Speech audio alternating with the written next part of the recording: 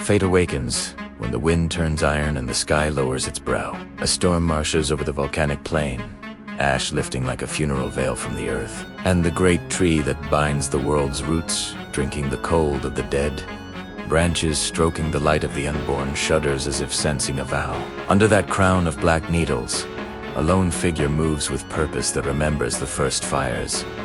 He is not clothed in peace. His cloak is weather and wolf hide. His spear is a length of ash seasoned by 1,000 winters. His breath is the measure of kings. He does not look at the tribe watching from the basalt ridge, their flint knives glittering like broken stars. He is already leaving them, already walking along the thin edge where gods stalk and men become stories. Ravens slide through the thunder above him, and the scent of storm-split pine rises like incense. The world leans in. He circles the tree as a hunter, circles the deepest pool, reading the grain of bark the way a tracker reads dust. The plain is a great drum, and the storm its drummer. Every strike of thunder drives him nearer to the center in himself, where hunger and vision share a single route. A stag is stinged, a distant ridge lifts its antlers like a candelabrum. The omen is clear. Antler for branch, branch for ladder, ladder for ascent. He plants the spear beneath the bough where the north wind sharpens itself, and ties the braided cord of his own making. Gut and sinew oiled and smoked, a craft older than wheat, around a limb that remembers the ice. No prayer breaks the air. Instead, there is the slow, exact ritual of leaving the body. Belt unfastened, cloak cast down, boots set toe to sunrise, as if they might walk without him. He honors the tools as a smith lays his hammer on the hearth. And the tribe across the ridge understands without language that a law is being written with breath. The first turning comes, and the storm hunts across the plain with teeth of sleet. He rises from the ground in the loop of his cord, hands open, the spear inverted as witness, and the world begins to thin. Blood drips down his calves to meet the ash of the plain. Hunger stands before him wearing the skull of a bear. Thirst drags its cracked tongue across his teeth, and together they invite him down into the prudent earth where fires are easy. Refuses. The wind pushes the cord deeper into the flesh of his neck, and the tree answers with a groan from roots that remember glut. From the hanged man's ribs a drumbeat grows, steady as oars over a black field. Birds come to test him. The ravens circle and stall, waiting for the tremor of fear that loosens meat. He offers them nothing, not a twitch. And in that denial they learn a new hunger, the one that follows men into battlefields. From that day their hunger will keep watch where spears grow like winter grass. The second turning rises from kinship and winter law. Across the ridge a Bratharinoth steps forward, face painted with the white of bone. The tribe murmurs because the cord and the spear and the storm belong to all, and he sees a chance to unmake the ritual and keep the chief among the fires. He raises a flint blade, sharp as a promise to cut the cord. Lightning unrolls in the cloud as if the sky were a scroll, and the blade leaps from his hand when thunder speaks its snap. He staggers backward, hair lifting, knowing that to rescue is to betray the pattern. Not all love is permitted in the architecture of fate. He kneels. The man in the tree is a plumb line dropped through the worlds, and any hand that touches him now will shake the measure of creation. The tribe understands. They set their flints down. They watch with the patience of stones and mothers. Night pours like ink into the hollows of the bark. Cold unthreads the cords of his muscles. He becomes less bone and more vow.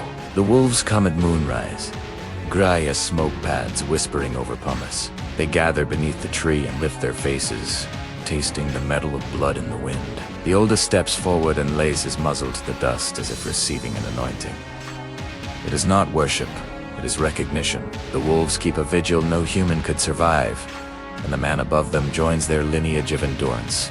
The cords of his mind unspool into the dark branches, where stars snag and tear, forming not pictures, but pressures, not animals, but angles. He begins to see lines etched through everything that lives. The grain in wood, the seam in rock, the wrinkle of water under south wind, and understands that those lines can be spoken if the mouth learns to shape the edges of storms. Days fold and crack. Snow finds the plain and melts on the warm world skin of the tree.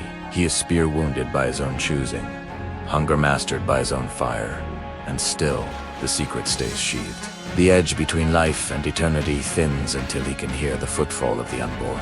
Then the third turning, the one only he can make, arrives as a vision of a river that flows upward, carrying bones back into animals, ash back into forests, darkness back into the mouths of stars. He reaches downward, not with hand but with will, past a cord past the throat where singing is born, past the scars under the heart, and he breaks himself open like flint to spark the hidden grain.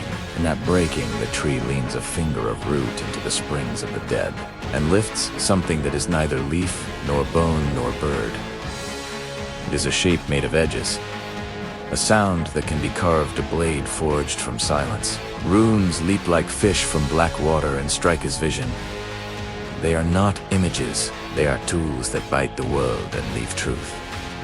He falls without falling. The cord still holds, but space has widened, and the tribe on the ridge feel the widening like warm air moving under a closed door.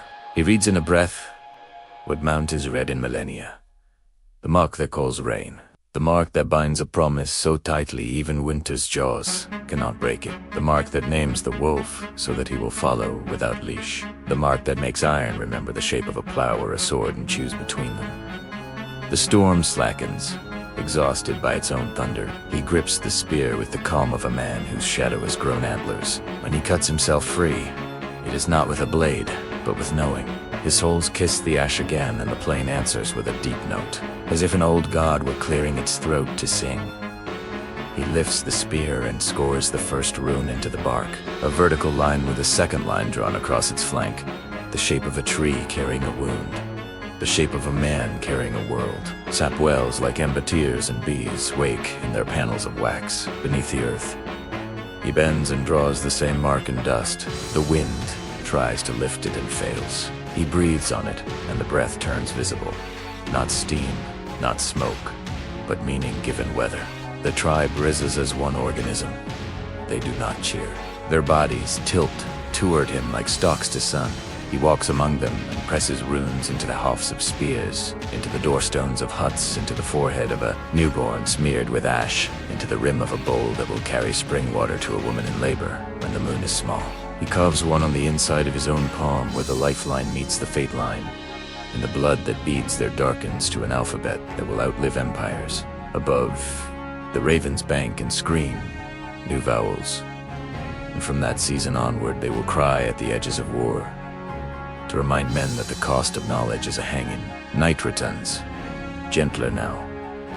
The wolves melt into it, but their howls have changed. They stitch the hills with a longer thread, a song that begins beneath this tree and runs into snowfields and fjords, binding packs to paths as if drawn by invisible signs. In spring, when lightning lances a mountain and sets the high pines burning, people will say it is the spear recalling the oath. When a mother hums over a fever and the skin cools, they will say she has traced the quiet rune. When iron takes the form the hand attended, they will say the mark chose mercy instead of war.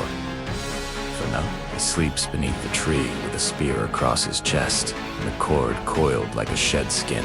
The volcanic plain breathes slow. The stars blink like the eyes of unborn grandchildren.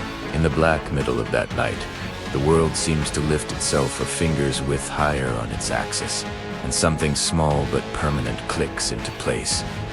A hinge, a letter, a law. Fire moves more obediently after that. Words cut more cleanly. Stories carry farther. And if the wind whistles through the pines with a tone that makes men listen as if to an elder's voice, it is because a man once hung himself between earth and storm to read the invisible grain of the universe, and the whistle is the tree, remembering the shape of that vow.